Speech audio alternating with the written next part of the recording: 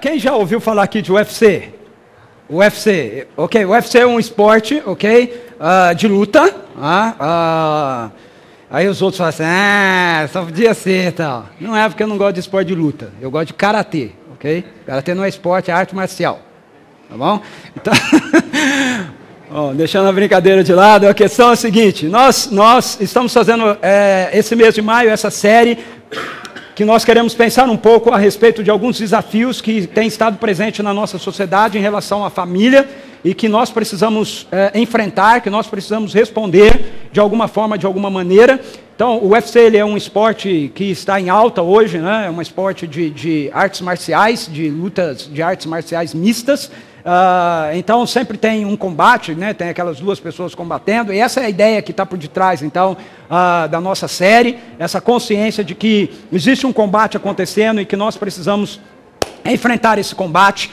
E hoje nós vamos começar a série pensando um pouco a respeito da importância de nós entrarmos em combate pela aliança conjugal, ok? E eu gostaria que nós começássemos vendo e ouvindo um vídeo, tá certo? De uma canção chamado Case-se Comigo. Alguém já ouviu essa canção? Essa canção é muito cantada na rádio, tá assim, fazendo um sucesso tremendo, e eu queria que a gente visse um clipezinho dela.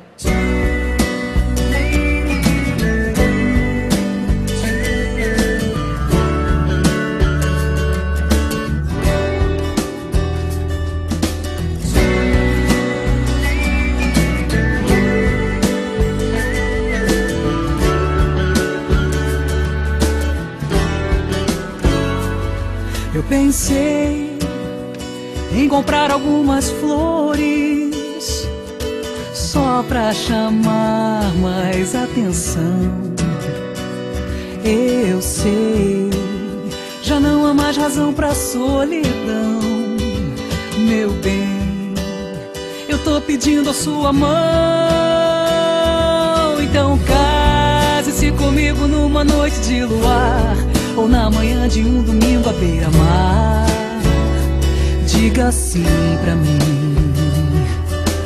Case-se comigo na igreja e no papel, vestido branco com buquê e lua de mel. Diga sim pra mim. Sim pra mim. Eu pensei em escrever alguns poemas só pra tocar seu coração. Eu sei, uma pitada de romance é bom. Meu bem, eu tô pedindo a sua mão. Então case-se comigo numa noite de luar, ou na manhã de um domingo à beira-mar. Diga sim pra mim. Case-se comigo na igreja e no papel, vestido branco com buquê e lua de mel. Diga sim pra mim. Sim pra mim. Prometo sempre ser o seu abrigo. Na dor, o sofrimento é dividido. E juro ser fiel ao nosso encontro. Na alegria, a felicidade vem em dobro. Eu comprei uma casinha tão modesta. Eu sei, você não liga pra essas coisas. Te darei toda a riqueza de uma vida, o meu amor. Então case-se comigo numa noite de luar, ou na manhã de um domingo à beira-mar. Diga sim pra mim. Case-se comigo na igreja e no papel, vestido branco com buquê e lua de mel. Diga sim pra mim. Sim pra mim.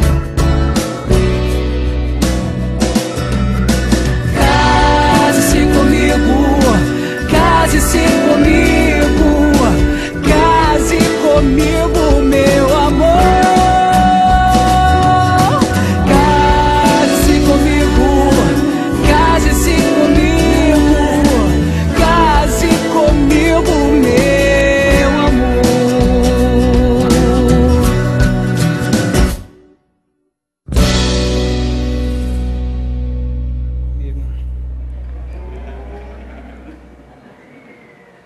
Se não tivesse casado, eu ia te pedir em casamento de novo hoje.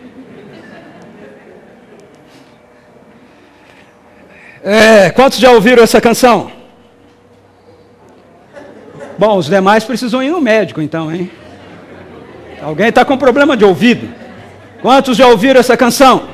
Todo mundo, ouviu? Acabou de ouvir? Eu acho muito interessante essa canção, porque ela tem feito muito sucesso. Se você acompanha rádios FMs, eu gosto bastante de uma rádio que toca sempre canções, músicas popular brasileira, e todas as vezes, todos os dias, em quase todos os programas, essa canção, ela está lá no repertório das músicas que são tocadas. Ela mostra para a gente que existe um anseio presente no mais profundo do coração de todo ser humano, por um compromisso, por pertencimento, por fidelidade, por exclusividade. Por mais que a gente ouça um eco aí, dentro da nossa sociedade, insistindo em dizer o contrário a respeito dessas questões. Essa canção ela tem feito sucesso nas rádios, porque eu acredito que ela justamente fala a respeito desse anseio profundo do nosso coração. É muito interessante a gente ver isso, porque dentro de uma sociedade onde as pessoas vivem afirmando que os relacionamentos estão falidos, o relacionamento conjugal está falido, o casamento está falido, a família está falida, as pessoas não vivem mais desse jeito, as coisas mudaram. Como é que uma canção como essa, que traz conceitos tão tradicionais a respeito da família e do casamento, pode fazer tanto sucesso? Depois, quando eu falo que a nossa sociedade é esquizofrênica, a turma ri de mim, mas é verdade. O que é que acontece? Por que essa canção faz tanto sucesso? Eu acredito que é porque ela apresenta para a gente justamente esses anseios que estão no mais profundo do coração do ser humano. Mesmo que superficialmente, mesmo que externamente haja toda uma fala, toda uma apresentação de um conceito, de uma ideia que tenta apresentar algo contrário àquilo que essa canção fala, a canção faz tanto sucesso porque lá no fundo do coração de todos nós existe o anseio por essas coisas, por essas realidades, cada uma delas: exclusividade, pertencimento, fidelidade, compromisso. No coração de todas as pessoas que se relacionam, que entram num relacionamento, existem esses anseios. Deixe-me tentar explicar um pouquinho melhor sobre isso.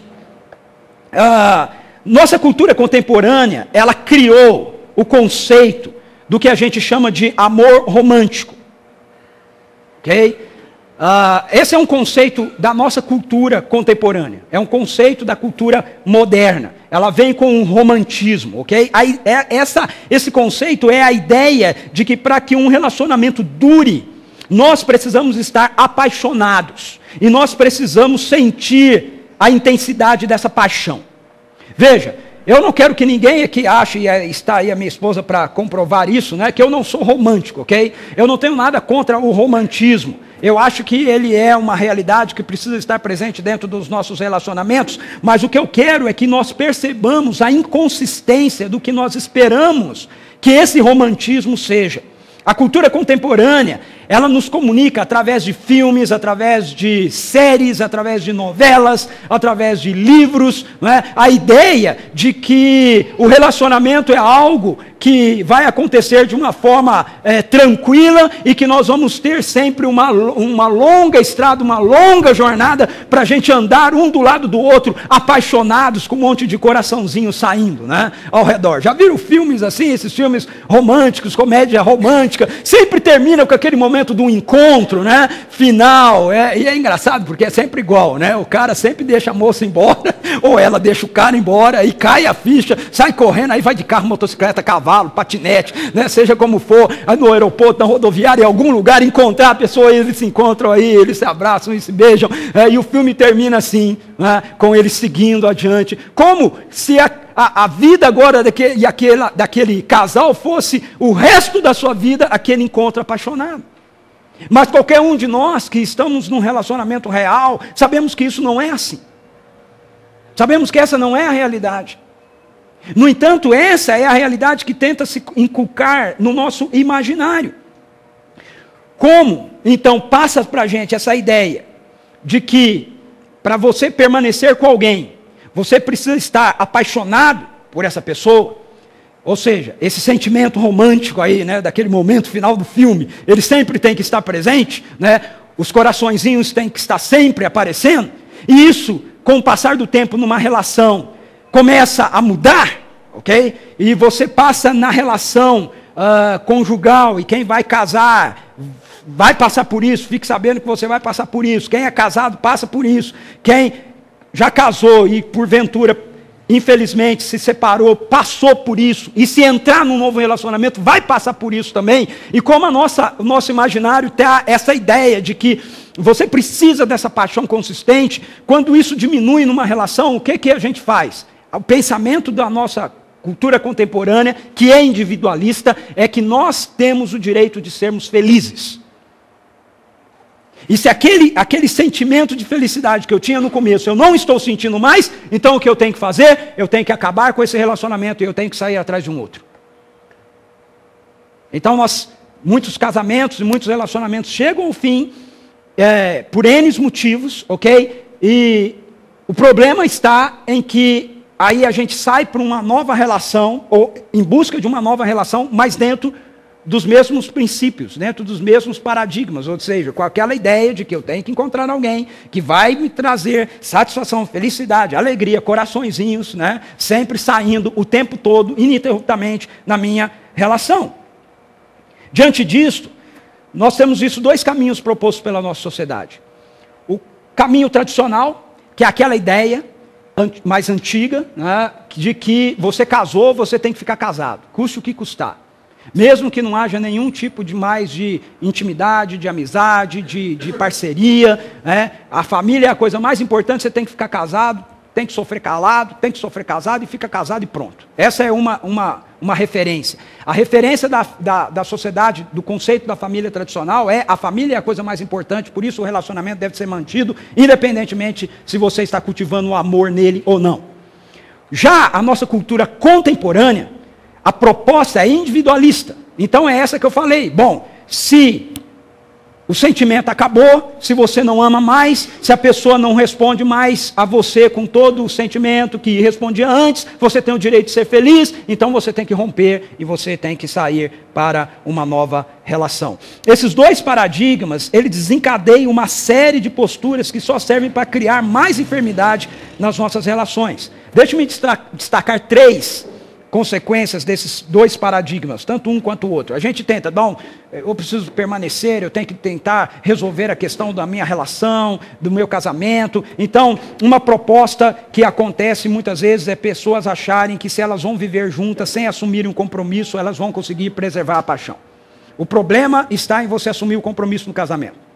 Então, existe hoje em dia dentro da nossa sociedade a ideia equivocada de que se a gente viver juntos, mas se a gente não assumir um compromisso formal de que nós somos casados, então nós vamos manter o amor, nós vamos manter a paixão. Aí algumas pessoas dizem, assinou um papel, acabou a paixão.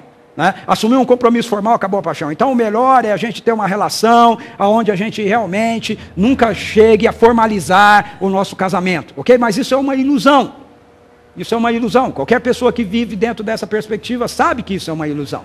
A segunda perspectiva, que também é uma ilusão e só traz mais enfermidades, é casais que abrem mão da sua fidelidade conjugal, achando que com casos extraconjugais poderão manter seu casamento, porque buscam a emoção da paixão fora, em outros lugares.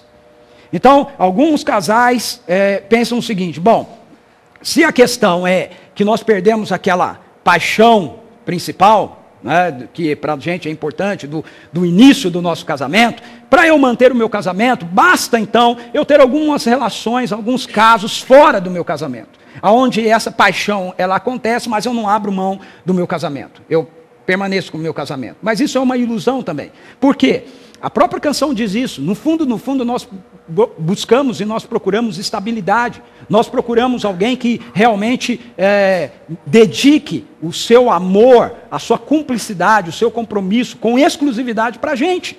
Tanto é assim que quando, tirando aí algumas relações que são muito deturpadas mesmo pela queda, né, onde o marido e a esposa admitem uma situação dessa, mas isso vai ser exceção, na maioria dos casos, quando acontece uma situação assim e o cônjuge fica descobrindo, ele não fica satisfeito.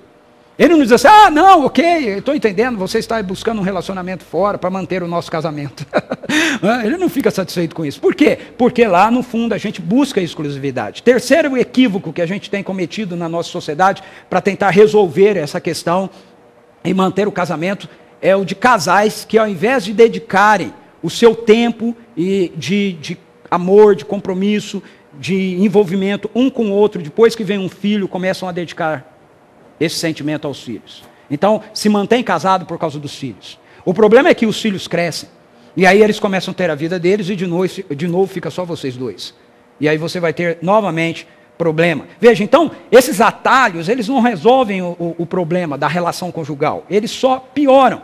Aí vem as vozes, afirmando, isso é assim, porque essa ideia de aliança conjugal, de você ser fiel a uma só pessoa, ser casado com uma só pessoa, ser exclusivo de uma só pessoa, é um negócio que vem da sociedade antiga, né, da sociedade medieval, isso aí tinha a ver com dotes das famílias, com manutenção de herança, isso é uma besteira, né? A gente vive numa sociedade hoje diferente, a gente deve abrir mão dessas realidades aí. Agora, de novo, se nós devemos abrir mão dessas realidades, por que uma canção como a que nós acabamos de ouvir faz tanto sucesso? Se a nossa sociedade é tão para frente, tão moderna, uma canção como essa não deveria fazer sucesso nenhum, a gente deveria ouvir e falar, poxa, mas que besteira, que letra mais. Mas todo mundo é tocado pela canção, não é? Eu tenho certeza que todo mundo aqui que ouviu a música foi tocado pela canção, pela letra, por aquilo que a canção propõe. Então nós entendemos que existe uma alternativa para esses dois caminhos aí, né? Do manter a força, custe o que custar, ou então de romper para você tentar encontrar alguma outra realidade. E a gente deve entrar em combate por essa nova realidade, por essa perspectiva. Que perspectiva é essa? É aquilo que as Escrituras nos propõem. É aquilo que a Bíblia nos propõe. O que a Bíblia nos propõe? A Bíblia não nos propõe atalhos, ok? A Bíblia, ela nos propõe a ideia da aliança. De que a nossa relação, ela deve ser construída, firmada em torno de uma aliança. O que é aliança? Conforme a Bíblia, a aliança é um compromisso entre duas partes com um testemunho de uma terceira. Que geralmente é uma divindade, Deus. E eu coloquei divindade aqui porque existem também as alianças nas culturas bíblicas, nas culturas pagãs, não só aliança com Deus de Israel, mas haviam outros deuses, eles também tinham o mesmo processo. Ou então, essa terceira pessoa é uma autoridade, ok? Os pais, ou então os juízes, um governador, alguém relacionado a que é autoridade numa determinada cultura. Então existem exemplos na Bíblia de alianças, entre amigos, entre nações, entre homem e mulher, e nós chamamos essas alianças de alianças horizontais. Assim como existe na Bíblia também uma outra aliança superior, mais profunda, mais intensa, mais poderosa, que é a aliança entre Deus e os seres humanos. Ok? Que nós chamamos de aliança vertical, que essa manhã é representada por essa mesa aqui. Jesus, quando ele parte o pão, ele toma o cálice, ele diz assim, eu estabeleço uma nova aliança com vocês. Então, a relação de Deus conosco é uma relação fundamentada, sustentada na aliança. E a proposta das Escrituras é que a nossa relação, na perspectiva conjugal, também seja sustentada a partir da aliança. O problema é que nós vivemos numa sociedade utilitarista, onde esse conceito de aliança está cada vez mais vazio, na mente das pessoas, no imaginário das pessoas. Por quê? Porque na maioria das vezes nós somos incentivados por uma sociedade que diz para a gente que nós devemos buscar na relação com o outro aquilo que possa suprir os nossos interesses. Então nós saímos em busca de outras pessoas para suprirem os nossos interesses. Mas, de novo, lá no fundo do nosso coração, o nosso anseio não é meramente por suprimento dos nossos interesses, mas o nosso anseio, o anseio de todo mundo, é por uma relação que possa de fato ser efetiva e ser duradoura. Deixa-me mostrar para você um exemplo de como isso acontece dentro da nossa sociedade. Esse artigo saiu num jornal o artigo chama Marido Rico. Ele saiu no Financial Times, que é o maior jornal sobre economia do mundo. Eu não sei quantos de vocês conhecem isso, já viram isso rodando pela internet, mas é fato verídico, ok? Uma moça escreveu um e-mail para esse jornal pedindo dicas sobre como arrumar um marido rico. Alguém se candidata aí? Como arrumar um marido rico? Contudo, o mais incrível com relação a esse acontecimento, é que um rapaz, editor-chefe do jornal, resolveu responder o artigo dela. Resolveu responder o pedido dela, né? Deixa o e-mail dela. E ele respondeu, colocando o e-mail, ela não esperava isso, né? E o artigo no jornal, ok? Então, olha só o e-mail da moça. Sou uma garota linda, maravilhosamente linda, ela é bem resolvida consigo mesma. Ela é bem resolvida consigo mesma, modesta de tudo, né? Sou uma garota linda, maravilhosamente linda, de 25 anos. Sou bem articulada e tenho classe. Estou querendo me casar com alguém que ganhe, no mínimo, $500 mil por ano.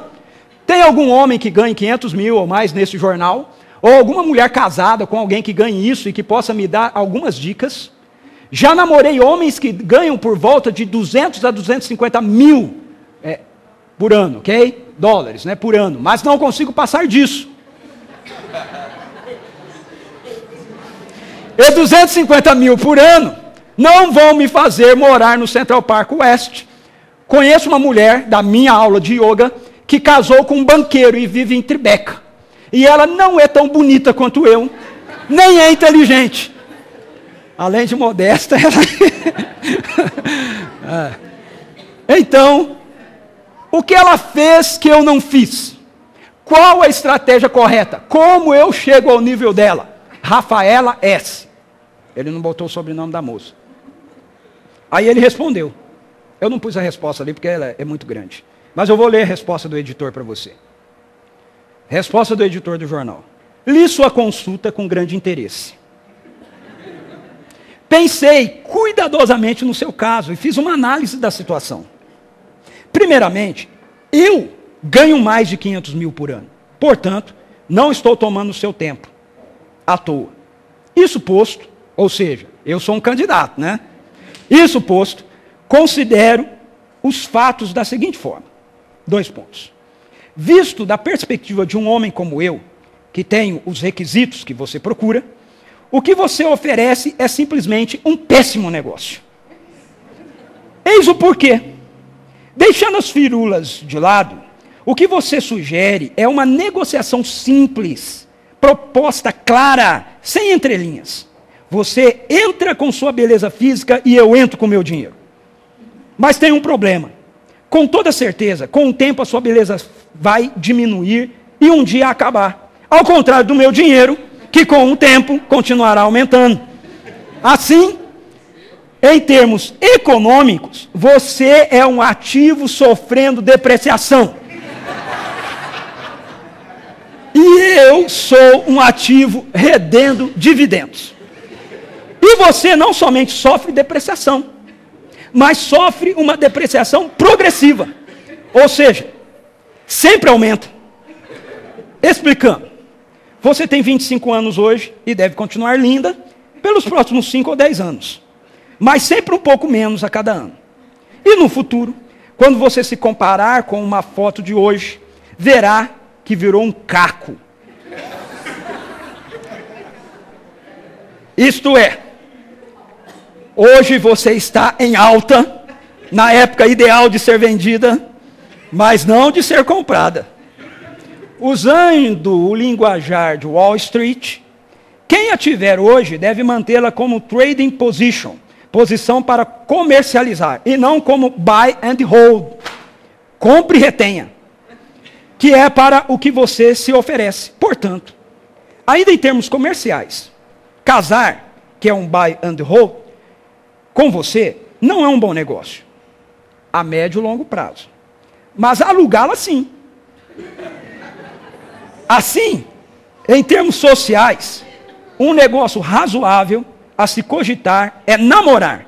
Cogitar, mas já cogitando, e para cientificar-me do quão articulada, com classe, maravilhosamente linda seja você, eu, na condição de provável futuro locatário dessa máquina, quero tão somente o que me é de direito e de praxe: fazer um test drive antes de fechar o negócio. Podemos marcar? Phil Stephens, Associate Editor of the Financial Times. Ok? Se não saísse num jornal tão sério como esse, eu não acreditaria nisso aqui. Eu ia falar, não, fizeram isso aqui, montaram, fizeram... Mas saiu. Você pode procurar na internet, ok? Que você vai encontrar lá, o cara respondeu.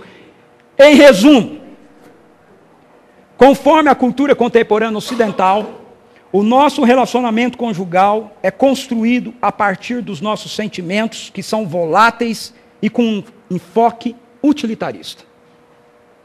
E conforme a proposta bíblica, o nosso relacionamento conjugal deve ser construído a partir da aliança, de um compromisso que assumimos de nos doarmos um ao outro para a construção de um relacionamento que seja duradouro com a ajuda de Deus.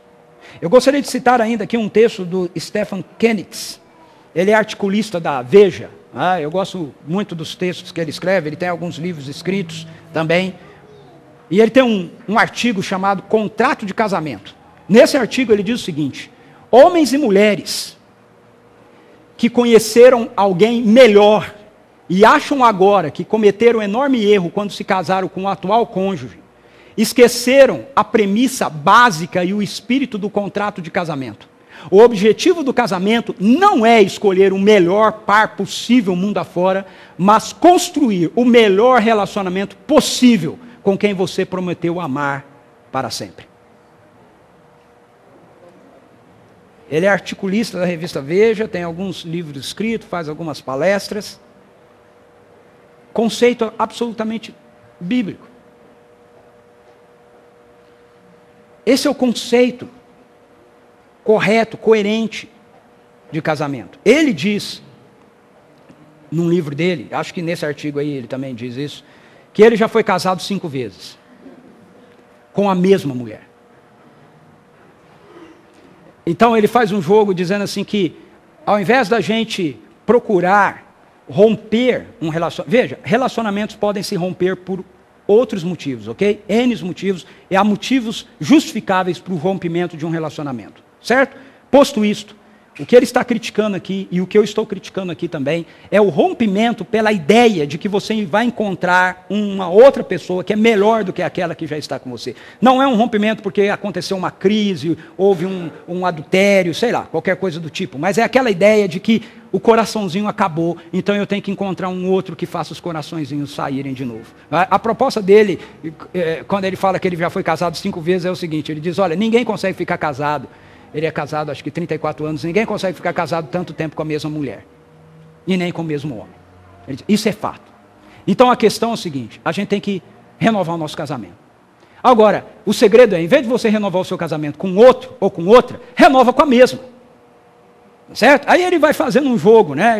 Quando você começa um relacionamento com uma outra pessoa, você quer de novo sair. Então volte a sair com a sua esposa, volta a sair com o seu esposo. Quando você começa um relacionamento com outra pessoa, você quer viajar. Então sai, viaje com o seu esposo, viaje com a sua esposa. Né? E ele vai criando essa situação toda, assim, construindo essa ideia de você casar de novo com a mesma pessoa. Muito interessante. Eu indico, você procura na internet, acha artigos desse cara, livros dele, compre, leia. Eu tenho certeza que vai ser muito bom, muito bacana para você. Agora, a grande questão é o seguinte: como isso é feito? Como você mantém isso? Como nós podemos entrar em combate pela preservação da aliança conjugal? Aí eu creio que a sabedoria bíblica tem muito a nos oferecer. E eu quero olhar com você um texto que está em Efésios, capítulo 5, versos 18 a 33, para a gente encontrar aí algumas orientações que nos auxiliem nesse combate pela manutenção da aliança conjugal. Okay? O apóstolo Paulo ele está escrevendo uma carta para a igreja de Éfeso e ele dá uma série de instruções para essa igreja de como eles devem viver a realidade do evangelho. E quando ele chega nessa parte, ele fala sobre a importância de nós nos rendermos à plenitude do Espírito Santo de Deus em nós, da vida de Deus em nós. E aí, então, ele aponta para a gente algumas consequências ou algumas evidências de que o Espírito Santo de Deus está realmente pleno em nós e governando a nossa vida. E dentre essas consequências que ele aponta, ele vai dizer para a gente que na nossa relação social, nós vamos ver transformações acontecendo. E aí ele fala então a respeito da transformação na relação do casamento, a transformação na relação com filhos e pais e na relação profissional. Ele aponta essas três questões como, no âmbito social, uma forma de nós identificarmos a presença e a atuação do Espírito Santo de Deus na nossa vida. Eu quero voltar os meus olhos com você nesse momento para a gente pensar um pouco em algumas dessas realidades que podem nos auxiliar a partir desse texto no combate pela manutenção da nossa vida conjugal, ok? Abra sua Bíblia, ou então ligue-a, se você ligar, mantenha no VibraCal. E o primeiro destaque que eu quero fazer aí é que nós precisamos reconhecer os papéis na aliança conjugal. Para a gente lutar pela manutenção da nossa aliança conjugal, nós precisamos reconhecer que na relação conjugal existem papéis que são definidos e que precisam ser observados e precisam ser cumpridos. O apóstolo Paulo diz assim: mulheres, sujeitem-se cada um ao seu marido como ao Senhor. Depois ele diz: maridos, ame cada um a sua mulher, assim como Cristo amou a igreja e entregou-se por ela. Veja, vamos começar observando que quando a gente lê esse texto, pelo menos na minha mente, vem imediatamente Gênesis capítulo 2. Por quê? Porque Paulo diz assim: maridos, ou homens, e depois ele diz assim: mulheres. Então comecemos observando que há gêneros na aliança, ok? Gêneros, mulher e homem.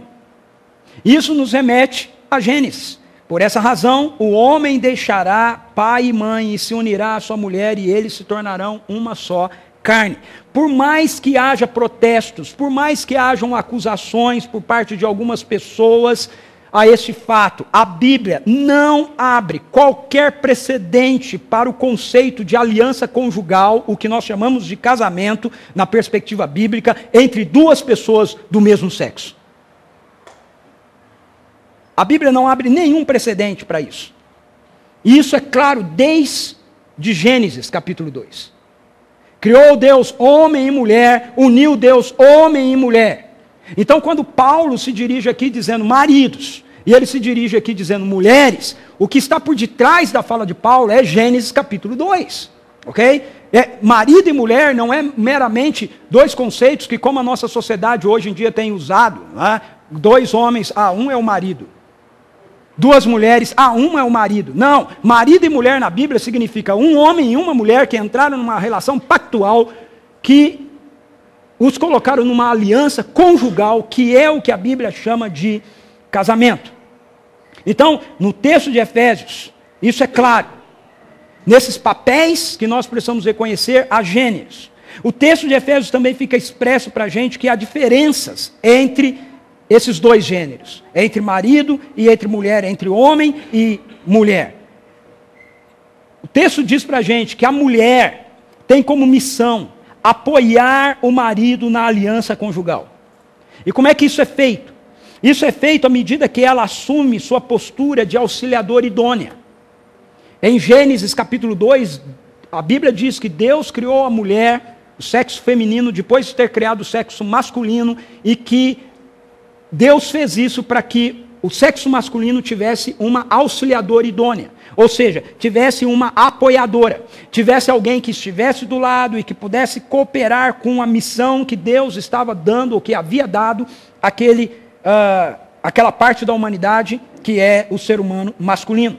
Então, esta missão que é dada à mulher, refere-se a ela reconhecer no marido, no homem, que Deus o colocou como líder de um lar que está sendo formado, e que a tarefa da mulher é estar apoiando a liderança do seu marido dentro da formação desta família, dentro da formação deste lar. O marido, de acordo com o texto de Efésios, tem como missão liderar então a sua família, liderar seu lar, que começa pela sua esposa. Como é que começa uma família? Como é que começa um lar? Deixar pai e mãe e unir-se à sua esposa. Assim começa uma família, assim começa um lar. Você não começa uma família quando você tem o primeiro filho. Você começa uma família quando homem e mulher se unem e se tornam os dois uma só carne, e você tem uma aliança conjugal nisso, ok? Tem um compromisso agora entre esse homem e essa mulher. Pode vir ter filho, pode não vir ter filho, mas isso é uma família. Então, o marido, ele tem a tarefa dada, pelo menos aqui nas Escrituras, em Efésios, de liderar essa família, como Cristo lidera a igreja. Então veja, o marido tem como missão liderar sua família, seu lar, que começa pela sua própria esposa, e fazer isso com fidelidade, com amor e com sacrifício. Por quê? Porque essa missão que ao marido é dada, é referendada pela missão de Jesus Cristo junto à igreja. Paulo diz para os maridos: maridos, amem sua esposa como Cristo ama a igreja. Então, aquilo que Cristo faz pela igreja, que é a sua noiva, que é a sua esposa, esse é o modelo daquilo que o homem, o marido, tem que fazer pela esposa. E deveria, a maneira que a igreja responde a Cristo, deveria ser a maneira que a esposa responde ao marido. Eu estou colocando deveria, porque nem sempre a igreja responde do jeito que deveria responder, ok? A Cristo. Então, a gente precisa trabalhar essa perspectiva de uma forma cuidadosa. Assim, sem que haja reconhecimento de que numa aliança conjugal há papéis que precisam ser assumidos, não haverá como lutar pela manutenção da mesma. Tem que ficar claro para a gente que quando em um casamento um dos cônjuges começa a querer disputar posição ou negar o seu papel, a aliança fica comprometida. E eu entendo que isso é muito importante dentro do contexto cultural contemporâneo em que nós vivemos, por dois motivos.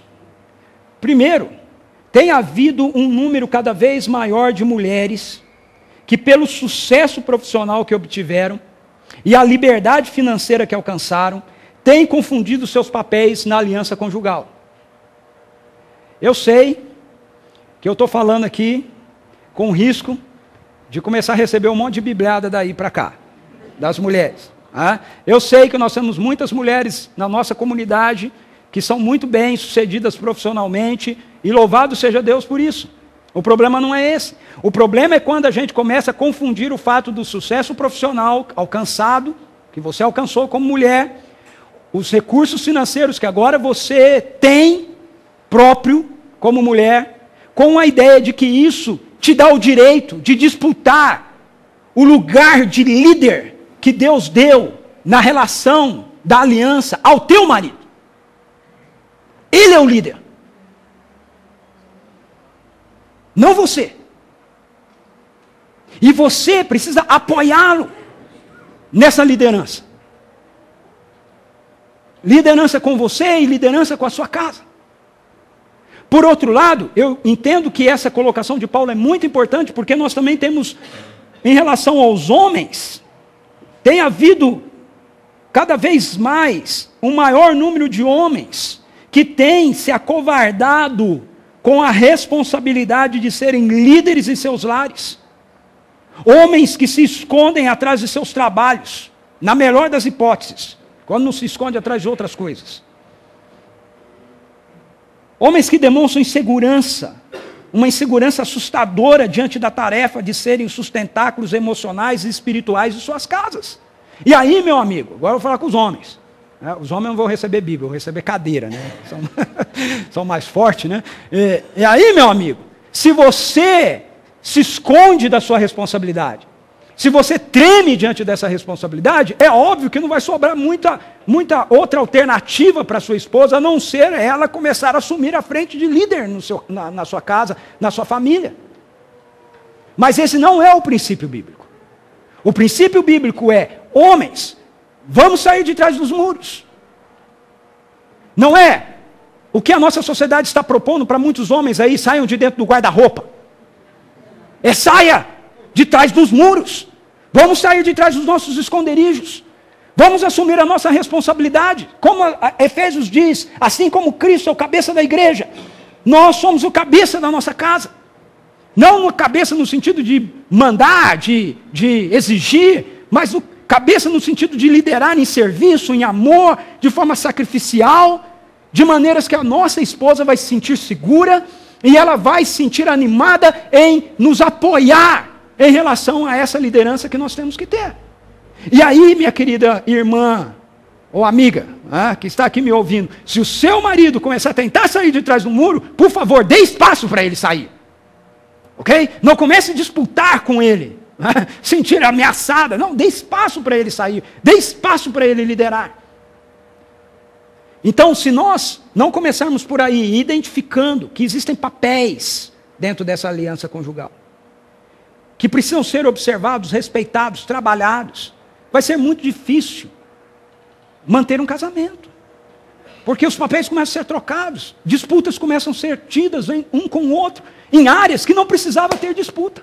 Se a gente entendesse bem qual é o espaço, a esfera e a responsabilidade de cada um. Isso vai nos trazer para a segunda questão. É que nós precisamos nos comprometer com os nossos deveres na aliança conjugal. Se há papéis, há responsabilidades, então há deveres. E aí as escrituras dizem assim para a gente: sujeitem-se uns aos outros no temor de Cristo. Da mesma forma, os maridos devem amar cada um a sua mulher como o seu próprio corpo. Quem ama a sua mulher, ama a si mesmo.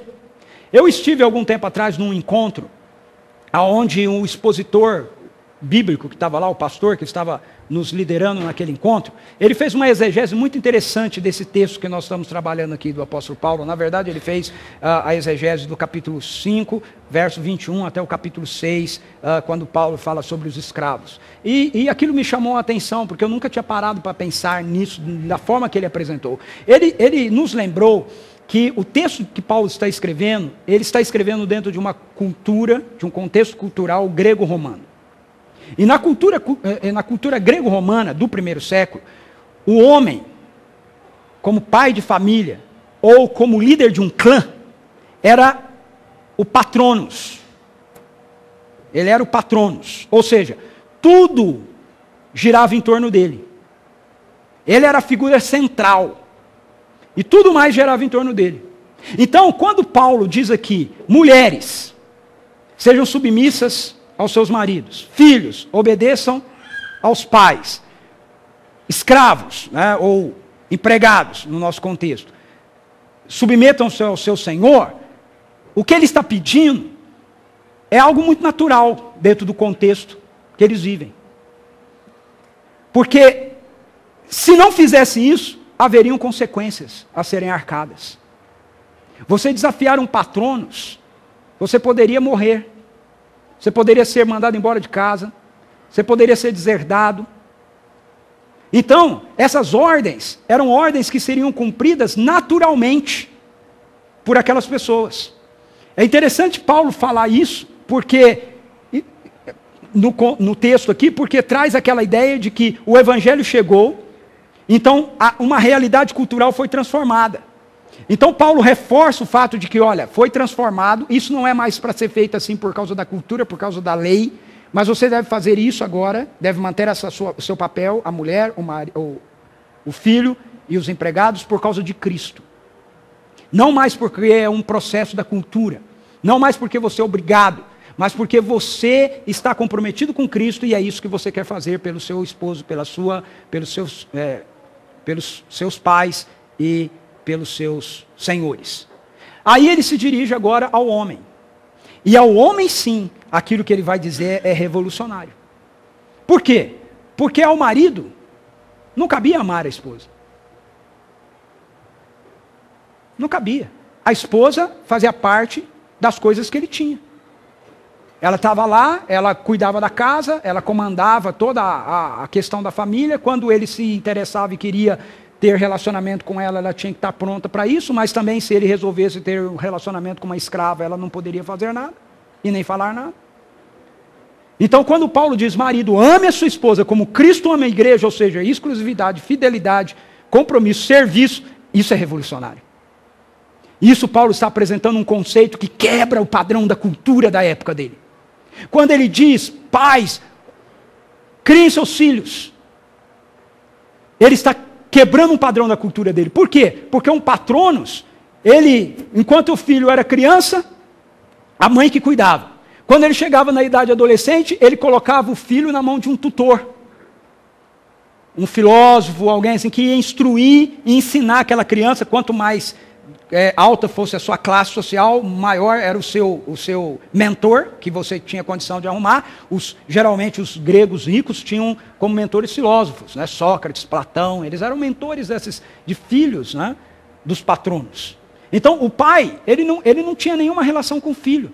O filho vivia com a mãe até uma determinada idade, depois o filho era entregue para um mentor que o preparava agora para assumir os negócios da família, e depois quando ele voltava, ele assumia os negócios da família. Então não havia nenhuma relação do pai com o filho. É interessante que no original grego, isso nós vamos ver um pouco melhor na semana que vem, quando o apóstolo Paulo diz assim, pais, filhos, honrem seus pais, a palavra pais ali é no sentido genérico, pai e mãe.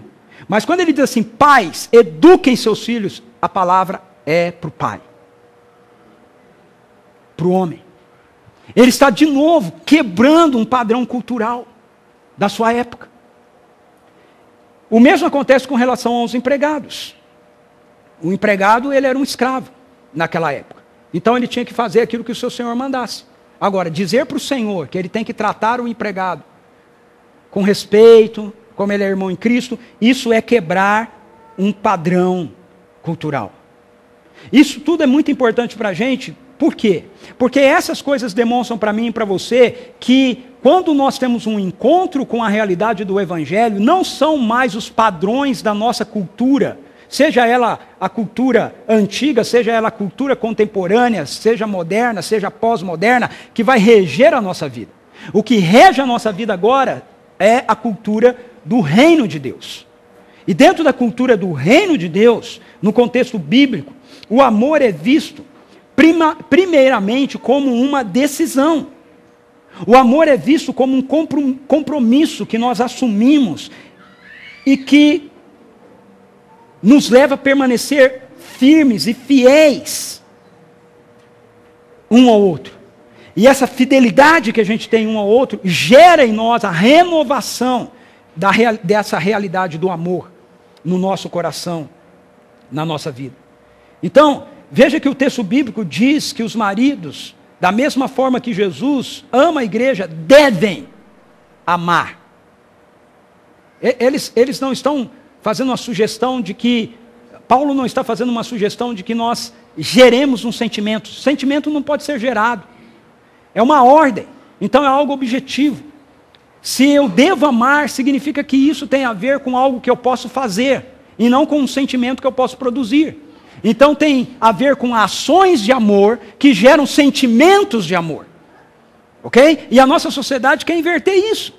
A nossa sociedade quer dizer, você precisa ter sentimentos de amor para você poder fazer ações de amor. Então quando o sentimento de amor acabam também as ações de amor. Agora, as escrituras nos dizem, não, você deve amar. Ou seja, você deve ter ações de amor. Essa deve ser a sua decisão. Eu assumi esse compromisso, eu vou amar, eu vou me dedicar ao respeito, eu vou me dedicar à aceitação, à paciência, ao perdão, o exercício desses deveres, a prática dessas coisas, vão alimentar em nós sentimentos de amor. pela pessoa. Agora, quando a gente fica esperando que o sentimento aconteça primeiro, para então vir à prática, realmente nós vamos pegar a avenida que a nossa sociedade nos propõe. Não há mais sentimento, rompa com a prática. Mas as Escrituras dizem, assuma a prática, que os sentimentos serão renovados. Eles vão voltar, eles vão acontecer.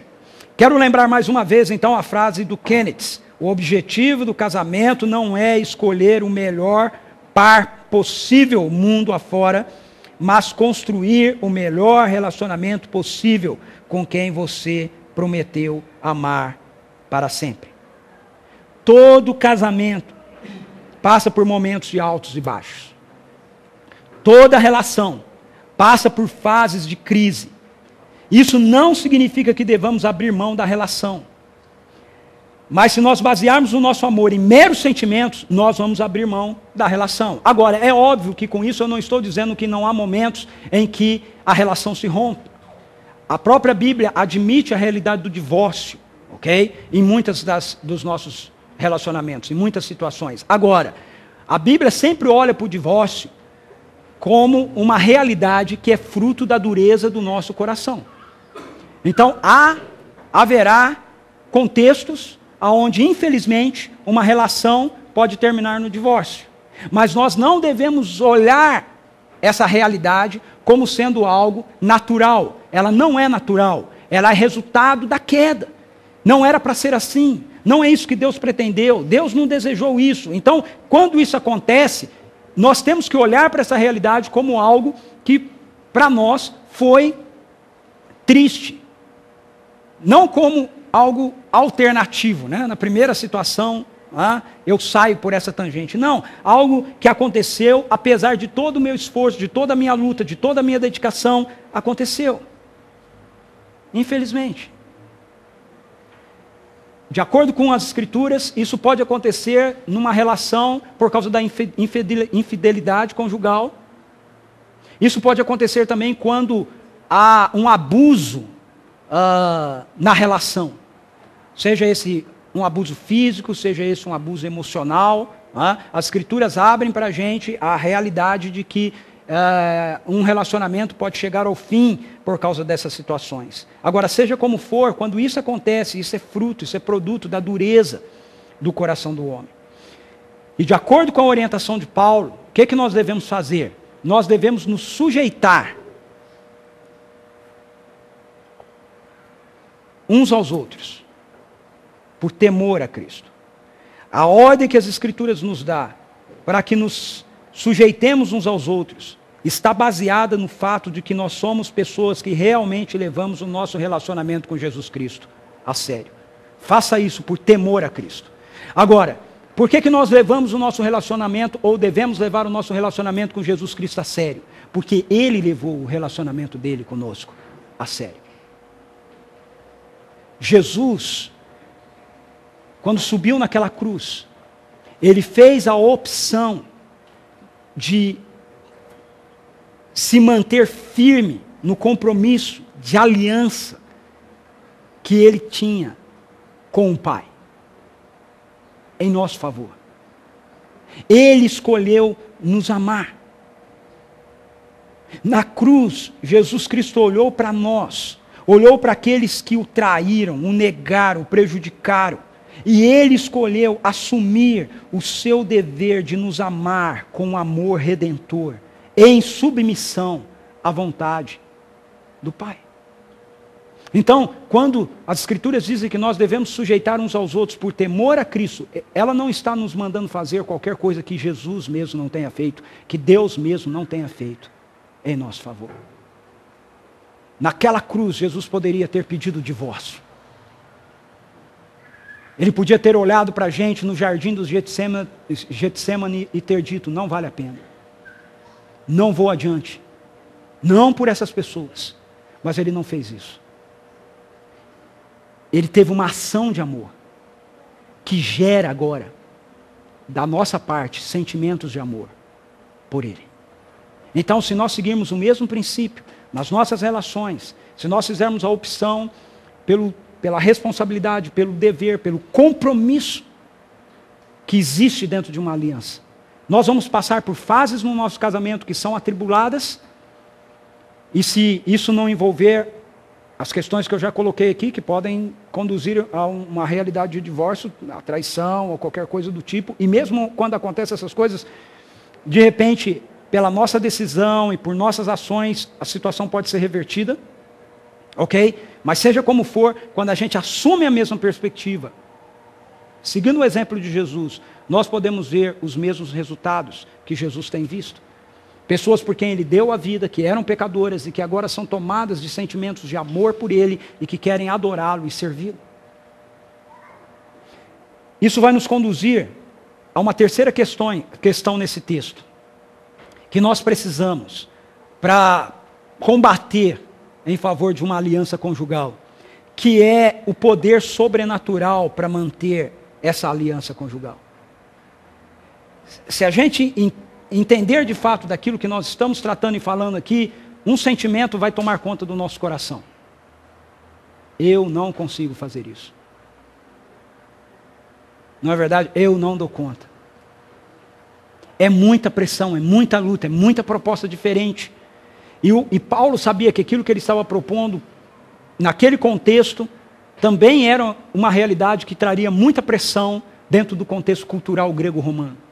Por isso o texto começa com Paulo dizendo: não se embriaguem com vinho, que leva à libertinagem, mas deixem-se encher pelo Espírito. Quando nós pensamos no casamento, biblicamente, como já citado, a nossa mente precisa voltar para Gênesis capítulo 2. Por quê? Porque em Gênesis capítulo 2 é onde nós vamos contemplar a narrativa da boa e perfeita criação de Deus. Lá nós lemos assim: com a costela que havia tirado do homem, o Senhor Deus fez uma mulher e a levou até ele. Disse então o homem: esta sim é osso dos meus ossos, é carne da minha carne, ela será chamada mulher, porque do homem foi tirada. Por isso o homem deixará pai e mãe e se unirá à sua mulher, e eles se tornarão uma só carne. O casamento não é uma invenção humana, conforme defende os sociólogos, a sociologia, né? Visando a preservação das posses. O casamento foi instituído por Deus, conforme a narrativa da revelação bíblica, visando o estabelecimento da união entre um homem e uma mulher, buscando a plenitude do ser humano. O texto de Gênesis diz para a gente aí que esse acontecimento se dá nessa palavra, unir-se. Essa palavra unir-se literalmente significa apegar-se. Ela tem um sentido no original hebraico de você ser colado a algo. E esta é a palavra que é usada para referir-se à união de alguém por meio de uma aliança ou de uma promessa, de um compromisso. Esse é o plano bom, perfeito e original de Deus. Agora, quando a gente chega em Gênesis 3, nós somos informados de que algo aconteceu que quebrou o poder dessa harmonia, que rompeu essa cola, ok? Mas que não fez isso sem estrago. Quando a gente cola duas partes uma na outra e depois a gente descola, sempre vem em pedaços de uma parte na outra. E é isso que acontece com a queda. A queda é o conceito teológico para explicar a deformidade presente no nosso mundo. Essa deformidade rompeu o relacionamento do ser humano com Deus, o tirou da sua fonte de graça e poder e o lançou a uma postura de vida egoísta. Qual é o resultado disso para as nossas relações conjugais? Agora, a relação harmoniosa que existia entre homem e mulher como fruto da vida de Deus presente neles, é substituída pela amargura, pela competitividade egocêntrica que passa a existir no coração do ser humano. Essa é a explicação que Jesus Cristo dá para o divórcio.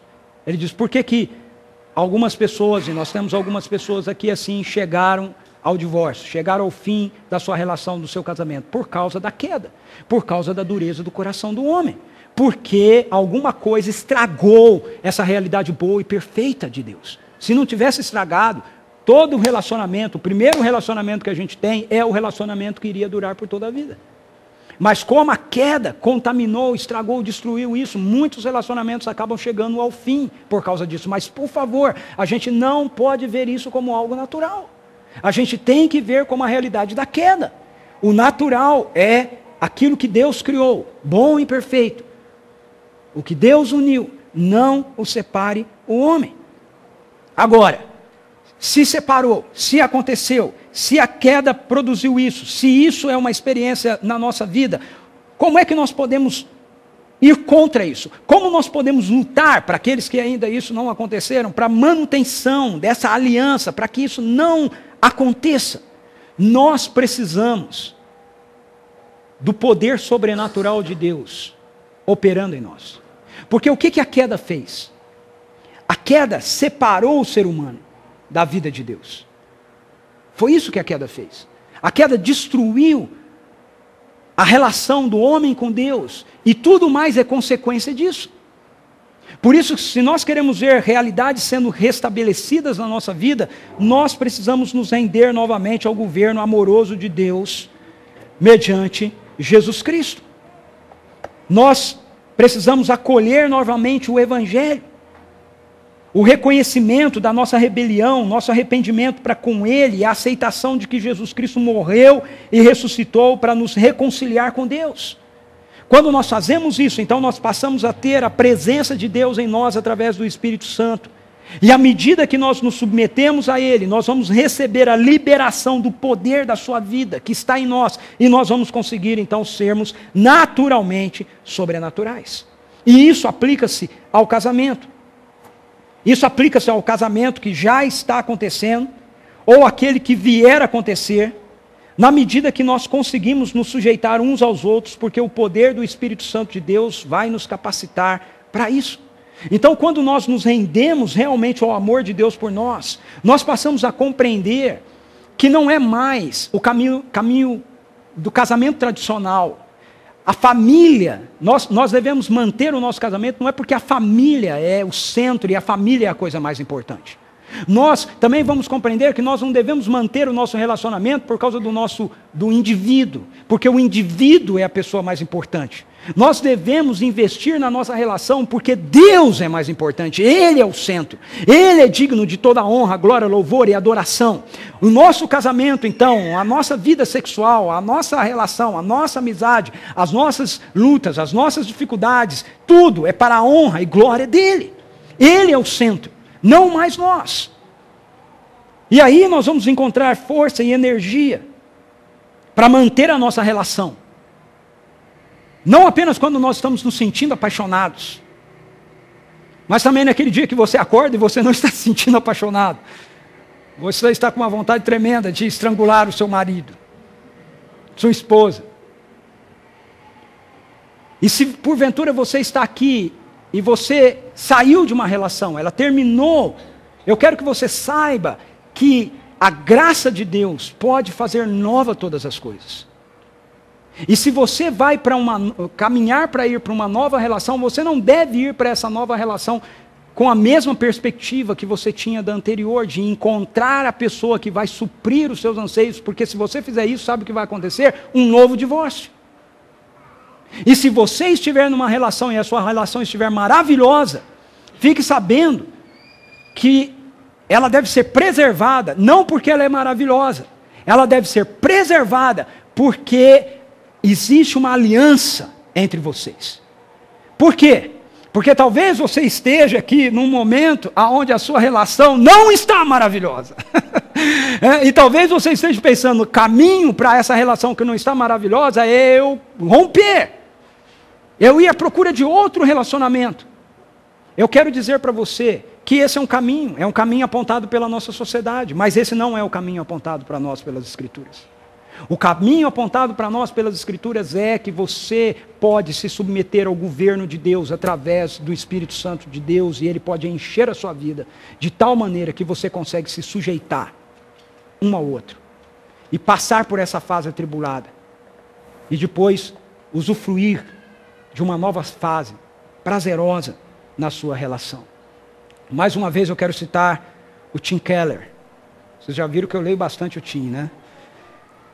O Tim, ele diz assim: quando ao longo dos anos alguém vê o que você tem de pior, preste atenção nesse texto, Quando, ao longo dos anos, alguém vê o que você tem de pior e conhece você com todos os seus pontos fortes e falhas, e ainda assim se compromete inteiramente com você, isso é uma experiência completa e suprema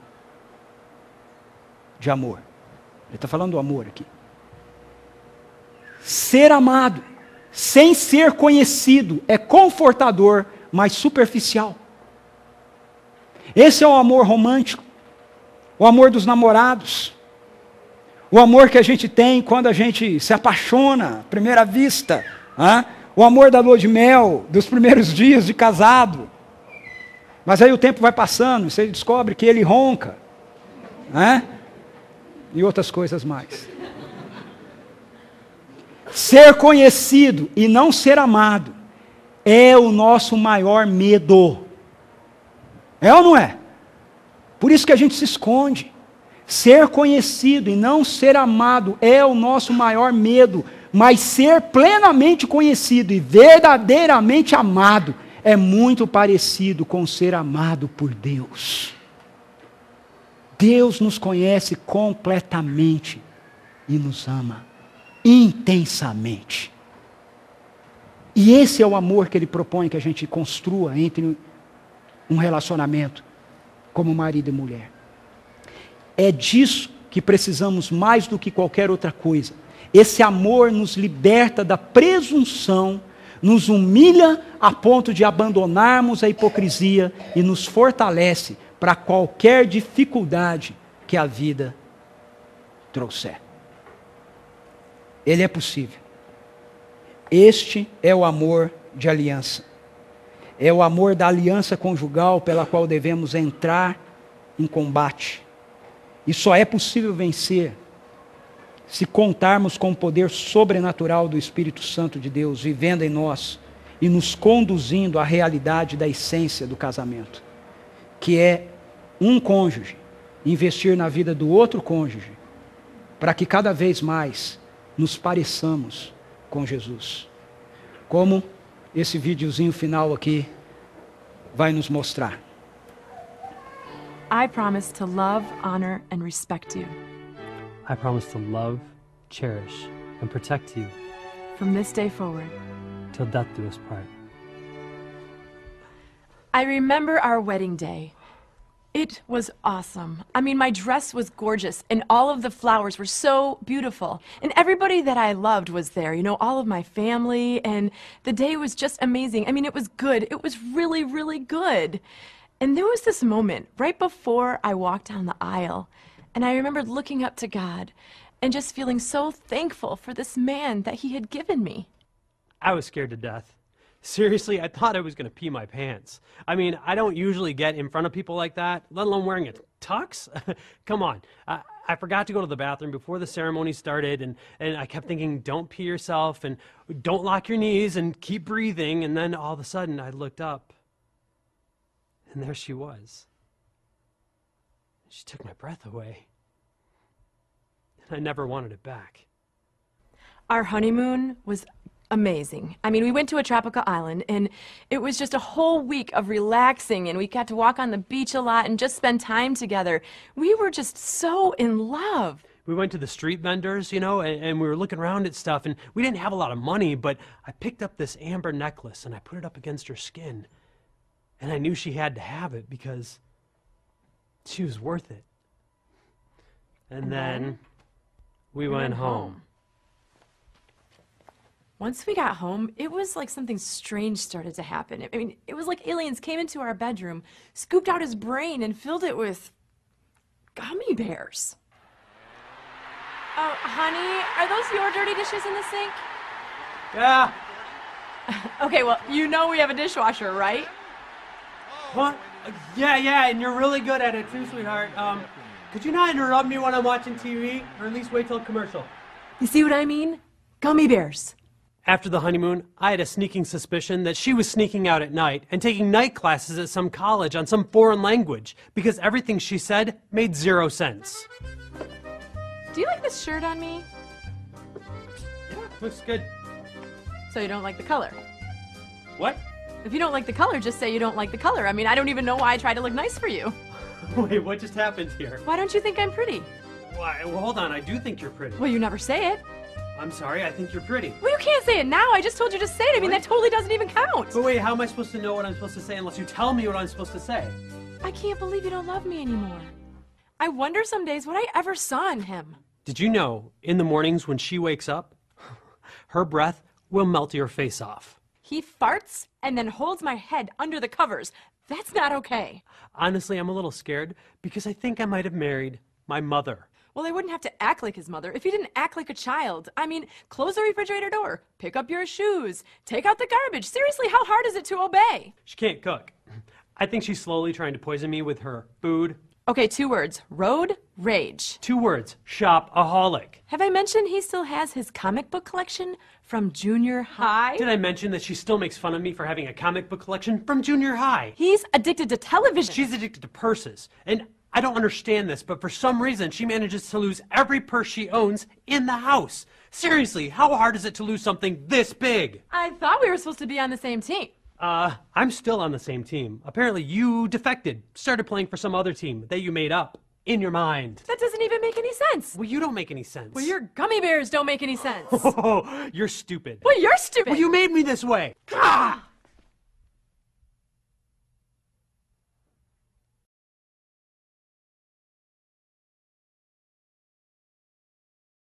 I'm sorry. I'm sorry too. The purpose of marriage isn't to make us happy. It's to make us holy, as we become more like Him. I promise to love, honor, and respect you as you become more like Him. And I promise to love, cherish, and protect you as you grow to become more like Him. Like Him. Just like Him. It's not going to be easy. No, it's not going to be easy, but it is good. And anything that good is always worth fighting for.